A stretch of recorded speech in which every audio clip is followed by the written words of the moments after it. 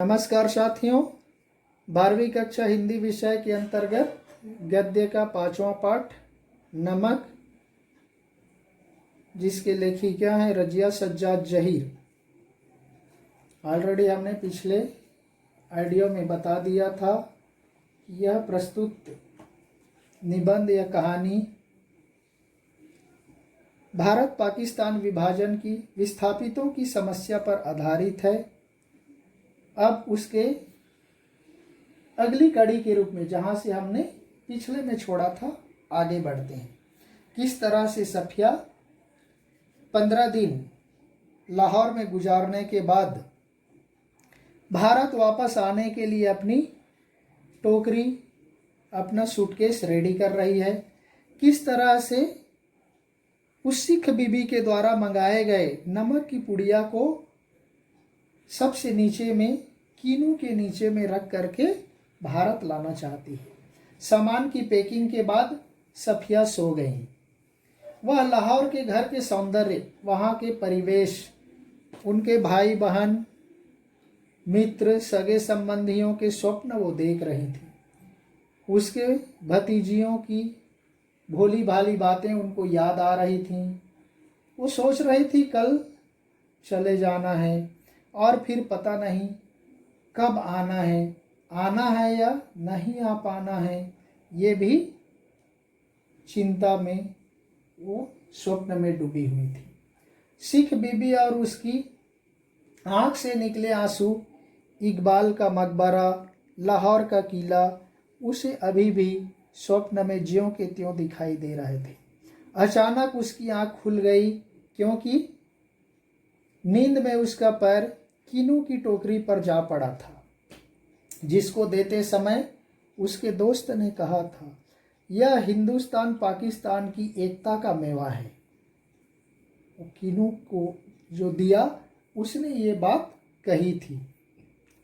यह बात लेखिका के मन में अच्छी तरह से याद है। अब रेलवे स्टेशन पहुंच गई। फर्स्ट क्लास के वेटिंग रूम में वह सफिया बैठी बैठी सोच रही थी कि आसपास इधर उधर इतने लोग हैं, लेकिन सिर्फ वही जानती है कि उसकी टोकरी में, कीनू के नीचे में, वह नमक की पुड़िया है। जब उसका सामान जांच के लिए कस्टम वालों के पास जाने लगा तो सफिया को थोड़ा सा डर हुआ, क्योंकि हम कोई भी चीज़ गलत करते हैं, कोई भी काम गलत करते हैं तो हमारे मन में एक तरह का फियर होता है, भय होता है। वैसे उनके मन में था। उसने निश्चय किया कि प्रेम की सौगात चोरी से नहीं ले जाएगी। कहा कि ये तो प्रेम का सौगात है, इसको चोरी से क्यों ले जाना। उसने नमक की पुड़िया निकाल कर बैग में रख ली।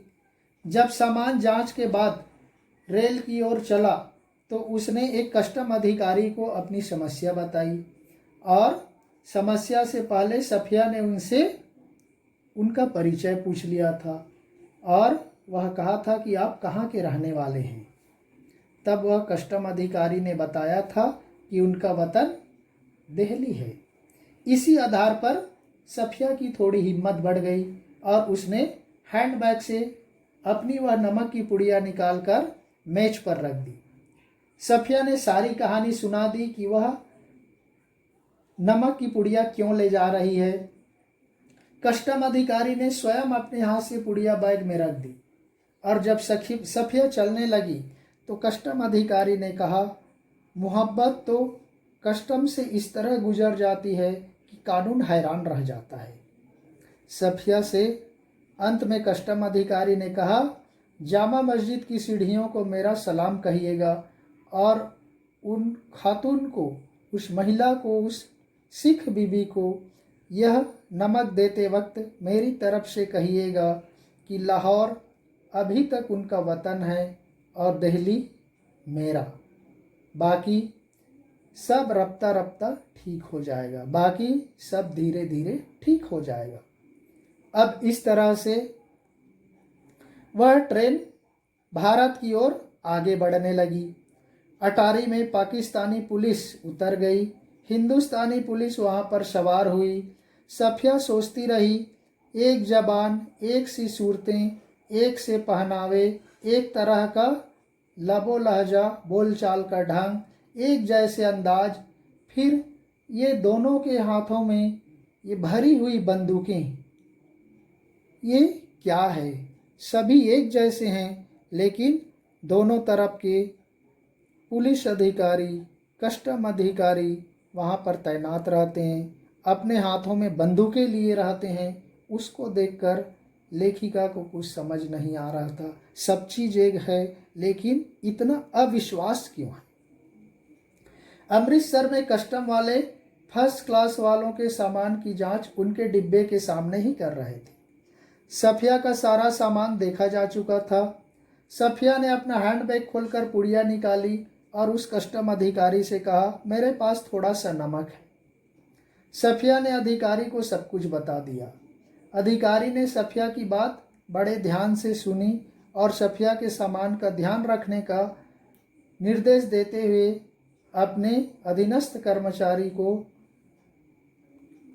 के पास छोड़ दिया और सफिया से कहा, इधर आइए जरा। और वह अधिकारी सफिया को प्लेटफार्म के कमरे में ले गया। अपने कमरे में उन्होंने सम्मान से बिठाया, चाय मंगवाई, उनको चाय पिलाई और फिर एक किताब उन्होंने दिखाई जिसके ऊपर लिखा था शमसुल इस्लाम की तरफ से सुनील दास गुप्त को प्यार के साथ, ढाका 1946। ये उस पुस्तक के ऊपर में लिखा हुआ था। सफिया के पूछने पर सुनील दास गुप्त ने बड़े गर्व से कहा, मेरा वतन तो ढाका है, मेरा देश तो ढाका है, लेकिन मैं भारत में हूँ। बचपन में हम नजरुल इस्लाम और टैगोर दोनों को ही पढ़ते थे। विभाजन से पहले पढ़ने वाली मेरी सालगिरह पर मेरे मित्र ने मुझे ये किताब भेंट में दी थी, सौगात में दी थी।